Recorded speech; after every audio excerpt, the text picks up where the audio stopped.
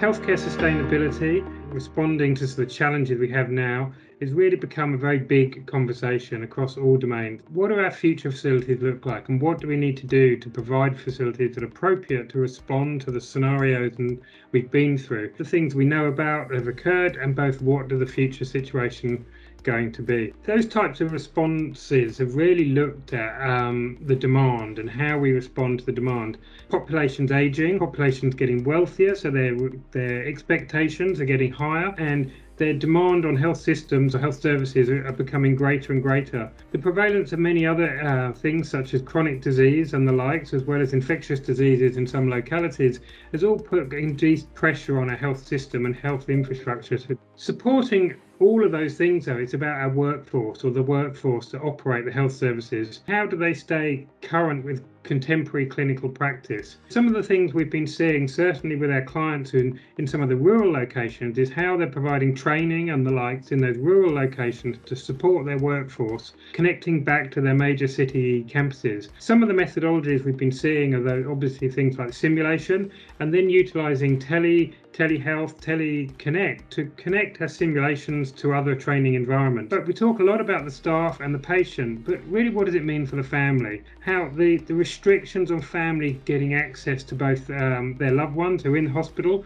and the distress that causes to sort of everyone involved. Some of the things I'd like us to hope we can look for in the future is how we can integrate solutions that are able to bring the family closer to their loved ones whilst in the hospital or the healthcare setting, to improve that experience. To see people like my own mother be in hospital for 3 months, having limitation to having family connection, was incredibly distressing. And I think those types of things is also another area that we'll see response to. The things we've learned from both COVID and healthcare is flexibility. When looking at a global level, we often see most of our clients are really responding to the changes in technology, new systems, new modalities of imaging, how to accommodate those. So having a resilient chassis or resilient backbone, both in its IT, but also in the infrastructure, to provide flexibility across this response over the long term is something we're seeing more and more embedded into the response of the work that we're undertaking.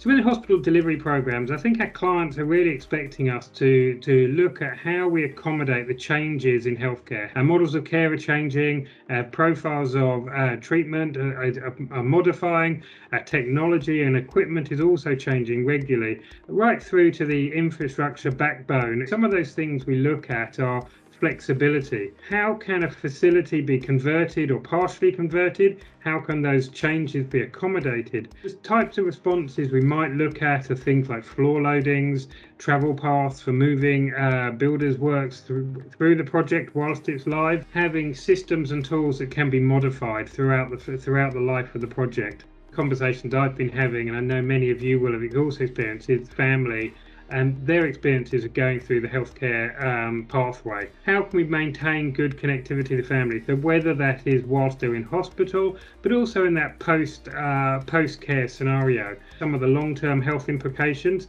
there's still much to be found out and much to be learned, but we are seeing such a large volume of friends and family who are significantly affected in the long term, and it's still unknown what the implications are. Whilst we're often dealing with the here and now at the moment, what are those future demand and requirements to help our friends and family recover from the scenario of COVID-19? This pandemic we've been through has obviously been groundbreaking in its severity and effect it's had on the health systems around the planet. Pretty unprecedented for most of us to have gone through such an experience. I don't think many of us have been through something so severe. But moving forward, when we're responding to future pandemics, I mean, the other thing to talk about really is sustainability. Our response to how to align the planet and different nations and countries to the framework of the Paris Agreement. Whilst the pandemic probably has, a huge response, the sustainability is probably an equally high risk for us all on the planet. In the medium term, we're going to see our healthcare systems really look at a sustainability lens on what they're trying to achieve and do.